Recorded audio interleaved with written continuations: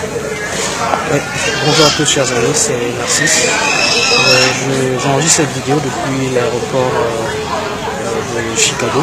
Je suis en escale pour rejoindre Kansas State, précisément à Manhattan City. Et donc en attendant, je suis là dans l'aéroport.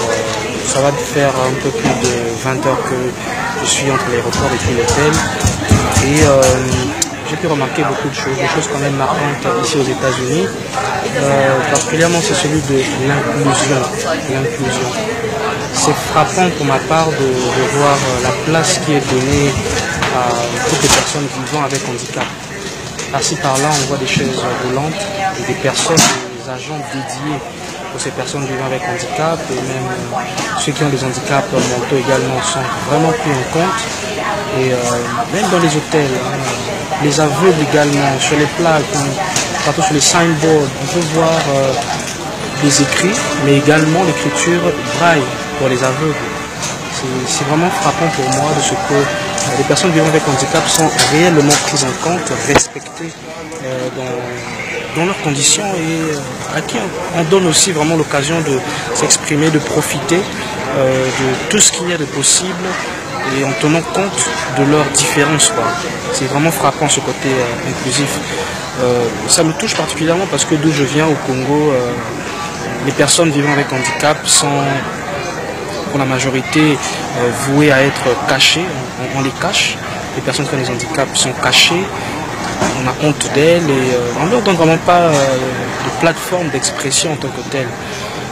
Moi, pendant que je vous parle, j'ai en image particulièrement quelqu'un qui vit avec handicap. Il a une chaise roulante, il se met à un arrêt de bus, il fait des demandes. Il demande l'aumône, quoi. Depuis plus de 2 ou 3 ans que je l'ai remarqué, il est là. Et même dans nos institutions, vraiment, il n'y a pas une place vraiment qu'on donne aux handicapés. Alors comment des personnes qui, même si elles sont dotées de certaines capacités différentes, comment peuvent-elles aller au-delà de leurs limites pour surprendre le monde? Quelqu'un qui vit avec handicap peut être bien un tailleur, il peut utiliser ses mains pour faire des choses. Mais si même pour ces choses qui ne nécessitent que ses mains, on l'exclut à cause de sa différence, parce qu'on n'a pas des jambes, on ne peut pas marcher correctement comme les autres, comment voudrait-on que ces personnes puissent exprimer leur potentiel? Je le dis encore, comme je l'ai partagé lors d'un séminaire il y a une semaine avant que je vienne ici, que la semence, elle a toutes les capacités, elle a dans son code génétique tout ce qui concerne sa croissance, sa destinée. Dans chaque graine, il y a un arbre, il y a déjà une forêt même, si je peux le dire.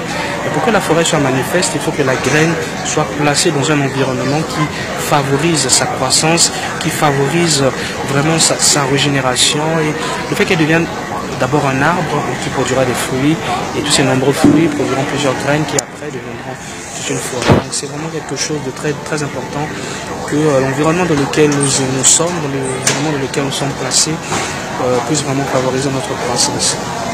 Je comprends que beaucoup sont limités dans mon pays, le Congo, et même partout en Afrique, simplement parce que l'environnement ne leur permet pas de s'exprimer à plein potentiel, comme il se doit.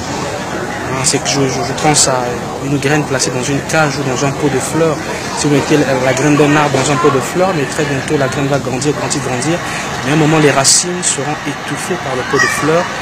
Et si le pot de fleurs n'est pas assez solide, il en argile, il peut se casser, les racines peuvent profiter donc de la terre, du sol. Sinon, la plante est appelée à mourir puisque ce n'est pas son cadre idéal de croissance, elle est auto-limitée et c'est vraiment dommage. Donc j'espère que je vous retrouverai très bientôt. Je vais devoir couper là. Bientôt nous commençons les enregistrements et je vous aime bien. À très bientôt.